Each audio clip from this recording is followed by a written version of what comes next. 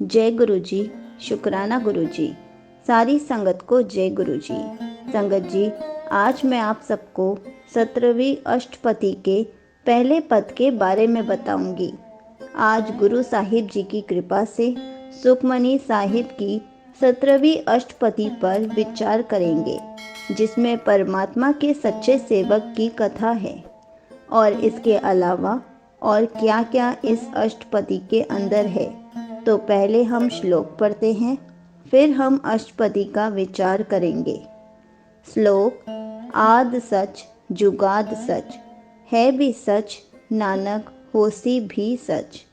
अर्थात भगवान आद भाव शुरू से है, पहले से मौजूद था, अब भी मौजूद है, वे वर्तमान में भी है और वे भविष्य में भी सदा रहेगा। एक वही है जो सदा रहने वाला है और सदा रहेगा। संगत जी, महात्मा जिससे हर किसी की शुरुआत हुई, वे आज भी मौजूद है और सदा रहेगा।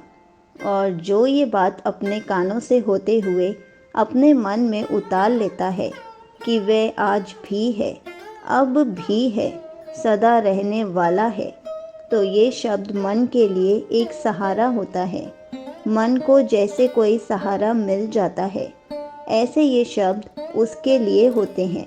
उसे ये यकीन हो जाते हैं कि मैं जिस जोत को मिलने के लिए बना हूँ, वे जोत आज भी है और मुझे उससे मिलना ही है, मुझे उससे एक होना ही है। और जो मन उससे मिल जाता है, उसके बारे में गुरु साहिब जी अष्टपदी में फरमाते हैं कि अष्टपदी चरण सत सत परसनहार, पूजा सत सत सेवदार। चरण क्या है? परमात्मा के निशान। ये सारे ग्रह जो बने हैं, ये सारे उसी के निशान हैं। हम सब जी रहे हैं, ये निशान है कि वे है। वे पहले भी था, अब भी है और सदा रहेगा। और 16 साहब में भी आता है कि उसके एक भी चरण नहीं, पर सभी चरण उसके ही चरण हैं। भाव जो मन परमात्मा में सभी को दिखता है, वे उसके चरणों से जुड़े हैं। जो इस जगह से निरंकार को पहचान लेते हैं, वे सेवक भी सत्य का रूप हो जाता है। भाव प्रभु के चरण सत्य है और सत्य है वे जो उनके चरण स्पर्श करता है। और जो प्रभु की पूजा, संगत जी, जैसे आरती शब्द में गुरु साहिब जी ने समझाया है कि पूजा तो उसकी हो रही है, हमें तो बस उस पूजा में शामिल होना है।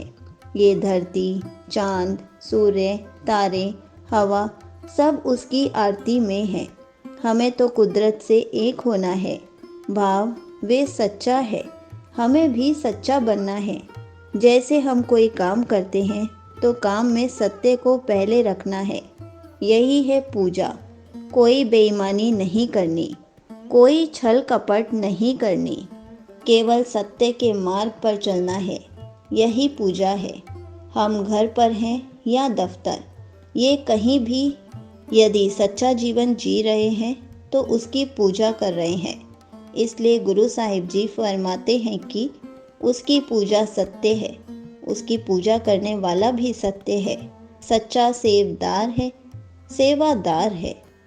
दर्शन सत सत पेखनहार, नाम सत सत धियावनहार। दर्शन तो संगत जी देख कर किए जाते हैं, इसलिए गुरु साहिब जी ने यहाँ देखनहार नहीं बल्कि पेखनहार लिखा है। जो दर्शन मन करता है उसकी बात है। मन दर्शन कैसे करता है? मन ने यदि दर्शन करना है तो उसे मन से सब बैर, क्रोध, झूठ, निंदा भाव सभी तरीके के विकार उसे दूर करने होंगे। जब वे अंदर से साफ होगा तो वे परमात्मा की ज्योत से मिलेगा। तो वे ज्योत का प्रकाश का दर्शन है और उस प्रकाश से, उस ज्ञान से सभी में परमात्मा की ज्योत को मानना, हम सबको बिना किसी भेदभाव के देखना, हम सबको बराबर समझना, यही उसका दर्शन है। संगत जी, जब हम मन से खुद को ही ख़त्म कर लेते हैं, अपने आप को मान लेते हैं। भाव अपने मन के अंदर के विकारों को खत्म करते हैं तो हम एक से एक हो पाते हैं। जैसे पानी की बूंद तब तक बूंद है जब तक वे सागर से नहीं मिलती। सागर से वे मिलते ही वो बूंद खुद को मिटा लेती है और वे खुद सागर हो जाती है और वे जहाँ देखती है वहीं वे है। ऐसे ही जो मन खुद को मिटाकर जहाँ कहीं भी देखता है उसे वे एक ही नज़र आता है। यही उसका दर्शन है। उसका नाम भी सत्य है। उसका शब्द ज्ञान सब सत्य है। और जो नाम का ध्यान करता है, जो प्रभु गुणों को जीता है, वे भी सत्य हो जाता है। सच्चे नाम से जुड़ जाता है तो वे सत्य का रूप हो जाता है। आप सत सत सब धारी, आपे गुण आपे गुणकारी। अर्थात वे कूद सकते हैं। आद सच जुगाद सच, वे निरंकार स्वयं सत्य स्वरूप है और जो भी उसने बनाया है वे भी सत्य है। वे प्रत्येक वस्तु जिसे उसने सहारा दिया वे भी सच है। और एक बात गुरु साहिब जी फरमाते हैं कि वे खुद ही गुण है और खुद ही गुणकारी भी है। भाव प्रभु गुण जो हमें गुरबानी से मिलता है, उन गुणों को वे पैदा करने वाला भी खुद ही है और वे उन गुणों में मौजूद भी है। इसलिए प्रभु गुणों को पढ़ने, सुनने, समझने से मन निर्मल होता है, तंदुरुस्त होता है, विकारों से लड़ने के काबिल बनता है और प्रभु गुणों को जप जप कर, उन्हें पढ़ पढ़ कर, समझ कर उन्हीं के जैसे वे बन जाता है। सबद सत सत प्रभ बख्ता, सूरत सत सत जस सुनता।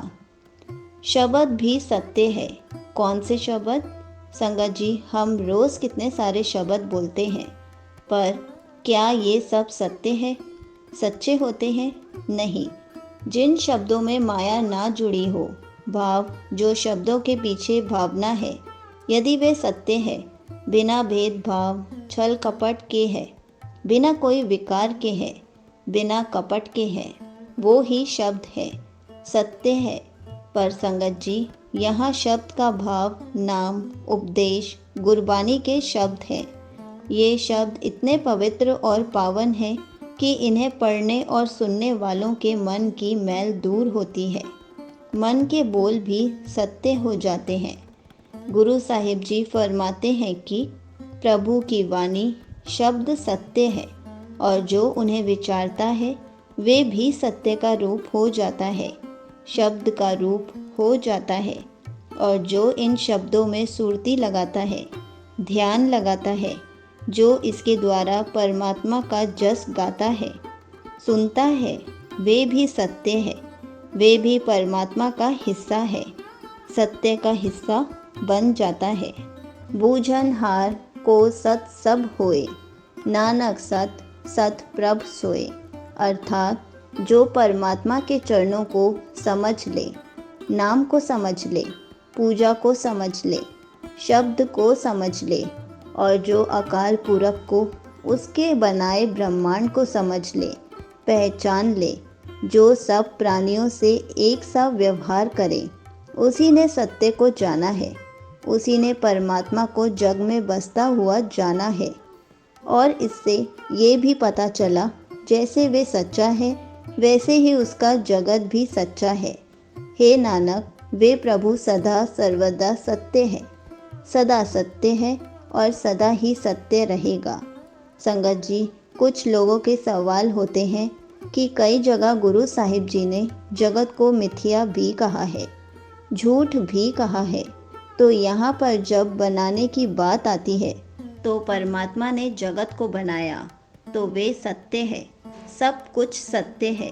लेकिन जब उम्र की बात आती है तो ये कहना पड़ता है कि चाहे ये सब कुछ सत्य है, पर उन्हें भी एक दिन जाना है, क्योंकि परमात्मा ने हर किसी चीज़ की एक उम्र तय की है और उसे वे उम्र तय करके ही जाना है।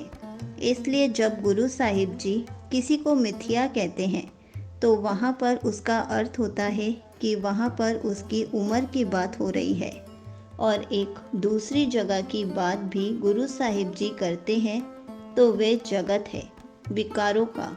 उस जगत को भी गुरु साहिब जी ने मिथ्या कहा है, जो विकारों से भरा है, जो झूठ से भरा है। तो हमने सच्चा बनना है, अच्छे बनना है।